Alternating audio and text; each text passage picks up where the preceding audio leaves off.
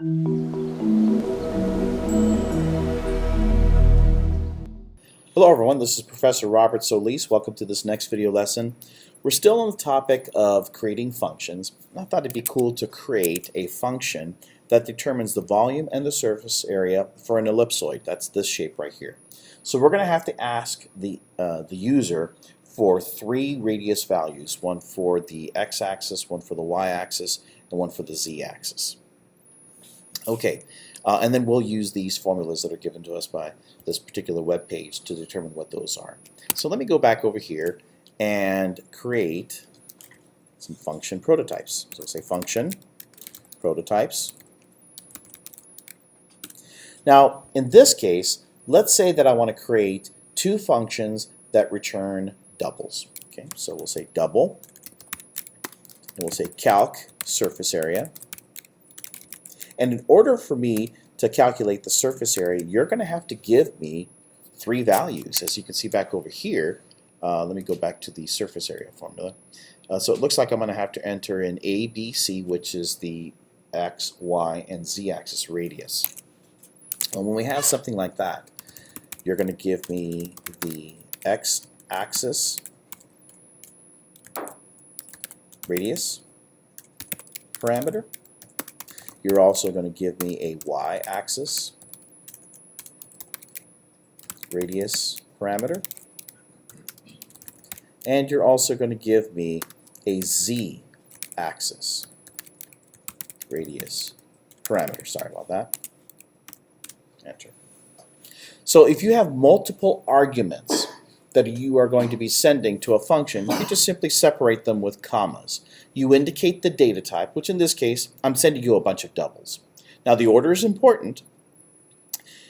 Let me take that back. The order is not important in terms of the data type. The order is important in terms of what I really represent with this first value. This is a representation of the x-axis parameter. If I treat this as z-axis, that's going to screw things up, right? So I'm trying to be as verbose as possible to let you know, or let me, the future programmer, know what each of these values represent. Now, it is a habit of mine to put PAR at the very end, parameter, to put at the end of every single argument. You don't have to do that. In fact, let's say if you wanted to do another series of letters like ARG for argument, or VAL for val, or how about none of those? How about you just simply say, this is just simply the x-axis radius. That's fine. Over the years, I've done that because then that just simply gives me a visual indication. Oh, this was something that was passed to me. This was a value that was passed to me. Do you have to do this? No, you don't. Okay, over here, I'm going to create another function prototype. So this is going to be called calc volume. And really, it's the same thing as this in terms of the arguments. So I think what I'll do is I'll just simply copy these arguments and paste them into there. I need all of those parameters in order for me to be able to calculate the volume. Now I'm going to take these function prototypes and copy and paste them. And this will be the function definitions area. Paste. I'm going to get rid of those semicolons and replace them with curly braces. And now I can define what these functions are supposed to do. All right, so let me go back over here. What do I have on screen? I have the surface area. Ugh, that looks ugly. Let's do the volume first. All right. Volume is equal to 4 divided by 3 times pi times a times b times c. Okay, first of all, let me create a constant for pi. So I'm going to go back over here and create const double pi 3.141596. Now that I have that constant established, I can go ahead and determine what the volume is. So let me go over here for volume. Could I make this multiple lines of code? I could. I'm going to consolidate everything like this. I'll just simply say return. Now what am I going to return? First of all, 4 divided by 3. Okay, so 4 divided by 3. Now I like to cluster these together because that's one operation. Notice I didn't say 4 divided by 3. I did 4.0 divided by 3.0 because this is going to return a double. So I'm trying to treat everything as a double. All right. Then times pi times A times B times C. Okay, well that's just simply x-axis radius parameter times y times z-axis radius parameter times y-axis times z-axis. All right. Perform this calculation and then return that. That is the definition of the volume. So we're calculating the volume and returning that. All right, let's do the same thing for surface area. So let me switch this over to surface area. A little bit more of a complex, but if we do it step by step, we can do this. All right, on this one, I'm going to do the following here. Let's say that I'm going to return 4 times pi. Okay, so 4 times pi times, we put an open and close parens and go back in here. That's the open and close parens right here. All right, now let me take care of this top part first. And it says, looks like a times b to the 1.6 power. Well, first of all, since I see that 1.6 exponent, I'm going to use the POW function. So I'll use the POW function, open and close parentheses, go back in here. What is the base? A times b.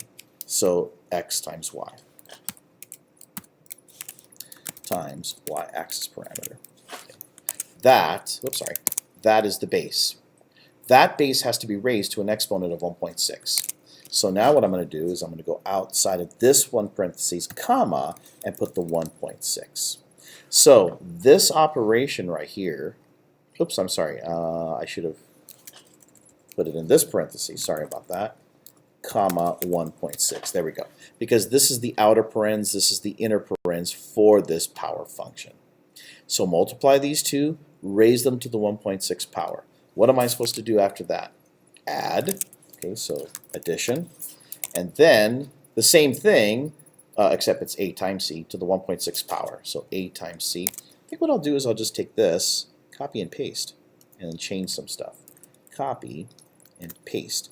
Now that's supposed to be a times c, so I've got the a part. The c part is really the z-axis in my particular example.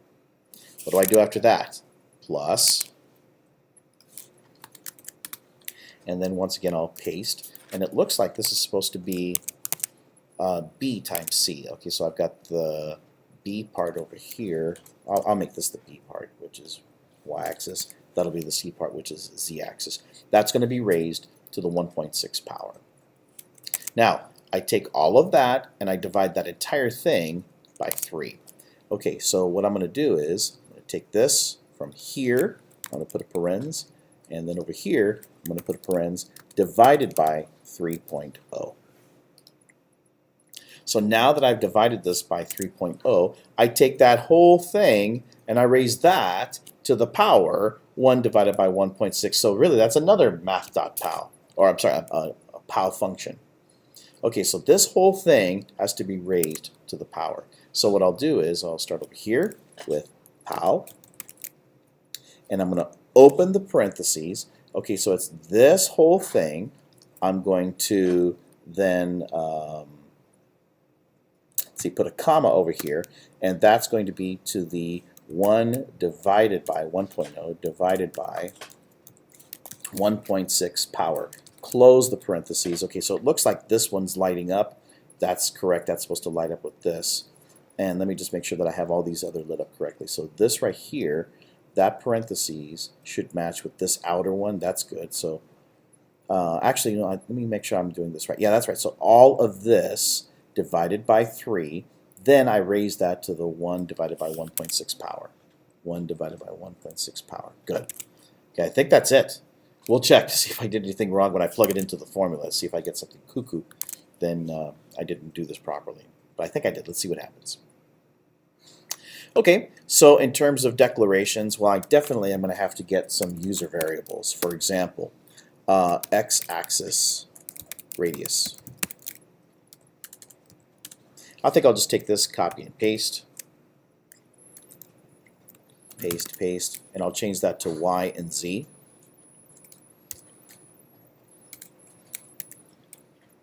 Once I have those 3 parameters, I can solve or at least call the function to solve for surface area and for volume. So I'm going to ask the user to enter the x-axis radius. And we'll put that into x-axis radius. I'm going to do the same thing for y-axis and also for z-axis. So let me just simply take this, copy and paste it. Paste, paste. And then of course I have to change some stuff. Over here where it says INS, I'm going to double click into the OVR mode, the overwrite mode, and then I can just simply type in Y over here, and I can type in Y over here, and then Z over here, and then Z over here. I'm going to double click on this guy over here, OVR, to put that back into the insert mode. And I've asked my 3 questions of the user to give it the X, Y, and Z axis radius. Once I've got that, then I can perform my calculation. Now, I could do a separate calculation, or really what I could do is just simply calculate output at the same time, which is what I think I'm going to do. In this case, I'm going to perform a calculation and an output by simply couting and then calling the function. So I'll say cout, the surface area is going to be a function call. Now, I created a function called calculate surface area. There it is. In order for calculate surface area to work, you need to give me the x, y, and z axis radius parameter. Well, I've got those. So this is going to be the x axis, comma, y axis, comma, z axis radius parameter. So that's going to return a value, and once it does, then I'll just simply go to the next line, and then I'm going to output whatever the volume is. That also is a function call to calc volume. So for calc volume, it's going to be the same parameters, so I think I'll just do a copy and paste. I'll just go over here, copy and paste these guys. Oops, I shouldn't have said that. I did undo. Copy and then paste. Now that I have these function calls, everything is taken care of in one line. Now, I tend to do this, but for more complicated work, sometimes I break it out. Again, it's all about readability. Whatever makes your program readable to you is going to make it readable to someone else. If this looks complex, then just break it out. Create 2 additional variables. Surface area, another one, volume. And then assign everything to surface area and volume. And then all you have to do is say surface area variable over here, volume variable over here. That's fine. Okay, even if it takes a couple of extra lines of code. If it's readable, that's the better way to go. All right, so moment of truth here. Let's see if I've got this right. So before I run this program, okay, so enter the x-axis radius value. Before I do that, let me go to this website and let me just enter for the volume. Let's see, let me put the values 1, 1, and 1. And let me refresh this, because it looks like I've got a website problem here. I'll try this again, 1, 1, and 1. It looks like that's going to be 4.19. All right, so let me write this down here. That's going to be 4.19. And then how about for the surface area? For the surface area, if I just put the values 1, 1, and 1, it looks like that's going to be 12.57. Now, that's not much of an ellipsoid, but that's okay. I just want to make sure that I've got these values running correctly. So x-axis 1, y-axis 1, z-axis 1. All right, so the surface area is 12.56, which is correct. That other website, it said 12.57. The volume is supposed to be 4.19, and over here, that's correct. We're just simply rounding it up. So it works.